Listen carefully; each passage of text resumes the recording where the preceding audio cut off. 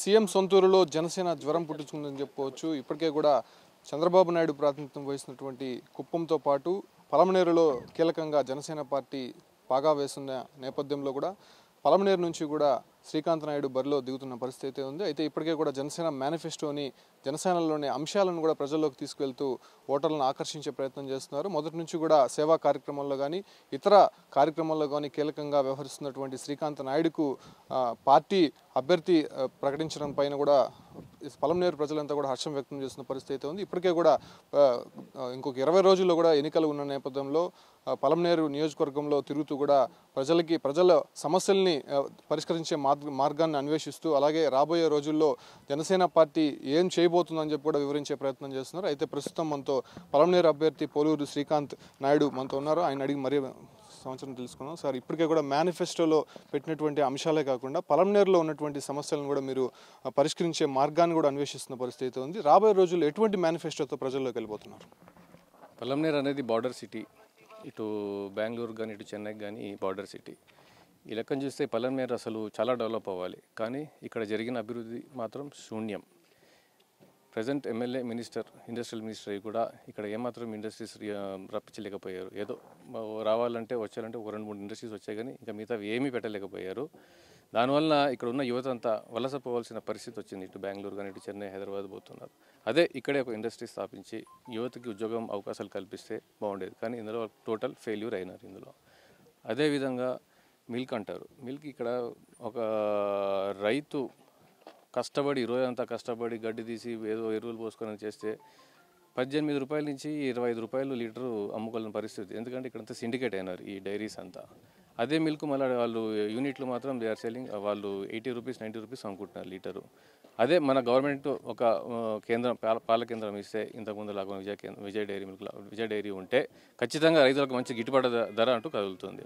అదేవిధంగా silk city కూడా అన్నారు దీన్ని. కాకపోతే రీలింగ్ సెంటర్ లేనందుకు కర్ణాటక పోయి అమ్ముకోవాల్సిన పరిస్థితి. దాన్ని కూడా ఖచ్చితంగా మా నాయకుడికి చెప్పడం జరిగింది. ఖచ్చితంగా రీలింగ్ సెంటర్ కూడా ఏర్పాటు చేస్తా అన్నారు. ఇది కూడా చాలా ప్రజల నుంచి స్పందన వచ్చింది. ఇంకో విధంగా ఏంటంటే మైనారిటీ కూడా ఈరోజంతా మా పార్టీ వైపునే చూస్తున్నారు. సచార్ కమిటీ ఎప్పటి నుంచో ఉంది, కానీ దాన్ని అమలు చేసింది ఎప్పుడూ లేదు. ఏదో చెప్తారు ఉంటారు, కానీ ఎప్పుడు దాని గురించి ఆలోచన కానీ ఇంప్లిమెంటేషన్ ఎప్పుడు చూడలేదు. మా నాయకుడు అధికారంలో రాగానే సచార్ కమిటీలో ఉన్న విధి విధానాలు ఖచ్చితంగా అమల్లో తీసుకొస్తారు.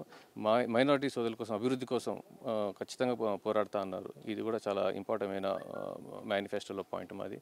అదేవిధంగా ఈ సిలిండర్ ఈరోజు చూస్తుంటే ఒక సిలిండర్ 700 రూపీస్ నుంచి 1000 రూపీస్ దాకా ఉన్నది.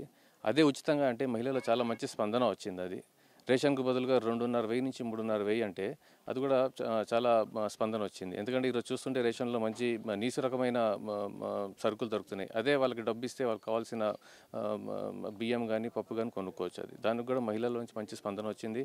ఇవన్నీ మా పార్టీకి చాలా బలంగా పనిచేస్తుంది అనుకుంటున్నాను. అదేవిధంగా ఇప్పుడు మేము మహాకూటమిలాగా ఇది మారింది. బీఎస్పీ కానీ సిపిఐ సిపిఎం కానీ ఇవన్నీ కలిసినందుకు ప్రజల్లో చాలా బలం కూడా ఇచ్చింది. వీళ్ళందరూ కలిసి మా అందరికి ఓటేస్తారని మేము నమ్ముతున్నాము. మంచి మెజారిటీతో గెలుస్తామని ఇక్కడ మేము అనుకుంటున్నాం. అదేవిధంగా పవన్ కళ్యాణ్ గారు కూడా రాష్ట్రంలో సీఎం అవుతారని మేము అనుకుంటున్నామండి. అంటే కీలకంగా మంత్రి ప్రాతినిధ్యం వహిస్తున్నటువంటి పలమనేరులో ఎక్కడ వేసిన గొంగలు అక్కడే ఉన్నట్టుగా కనిపిస్తోంది. ఎక్కడ చూసినా కూడా ప్రజా సమస్యలు నెలకొంది.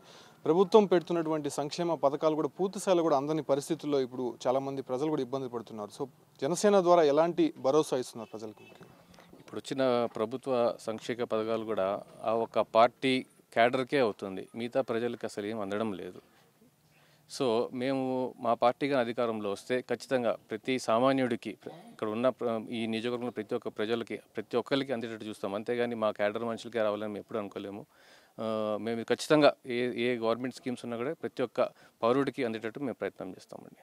ఈ విధంగా పలమనేరులో నెలకొన్నటువంటి సమస్యలపైన పోరాటం చేసి పరిష్కరించే మార్గాన్ని కూడా అన్వేషిస్తామని చెప్తున్నాడు. అదేవిధంగా ప్రభుత్వం చేపడుతున్నటువంటి సంక్షేమ పథకాలు కేవలం పోస్టర్ల రూపంలోనే ఉంది. అవి ప్రజలకు మాత్రం చేరువయ్యేటువంటి పరిస్థితి లేదు. కేవలం తెలుగుదేశం పార్టీ నాయకులకి కార్యకర్తలకు మాత్రమే ఆ ఒక సంక్షేమ పథకాలు అందుతున్నాయి. జనసేన పార్టీ కానీ అధికారంలోకి వస్తే ఖచ్చితంగా పలమనేరు ప్రజల ఏదైతే ఆశయాలు ఉంటాయో అవన్నీ కూడా తీరుస్తామని చెప్పి కూడా శ్రీకాంత్ నాయుడు చెప్తున్నాడు.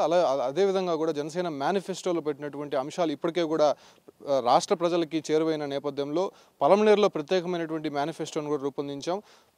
పలమనేరులో నెలకొన్నటువంటి సమస్యలపైన కూడా రాబోయే రోజుల్లో తాను ఎమ్మెల్యే అయిన తర్వాత కూడా ఖచ్చితంగా పరిష్కరించే మార్గాన్ని కూడా అన్వేషిస్తామని చెప్పి కూడా శ్రీకాంత్ నాయుడు భరోసా ఇస్తున్నాడు. ఇప్పటికే కూడా పలమనేరులో ఉన్నటువంటి ప్రతి గడపకు తిరుగుతూ కూడా జనసేన మేనిఫెస్టోని అంశాలను కూడా వివరిస్తూ తన ఓటర్లను కూడా ఆకర్షించే ప్రయత్నం అయితే ముమ్మరంగా చేస్తున్న పరిస్థితి అయితే కనిపిస్తోంది. వీడియో జర్నలిస్ట్ మణితో ఉమాశంకర్, 99 న్యూస్, పలమనేరు నుంచి.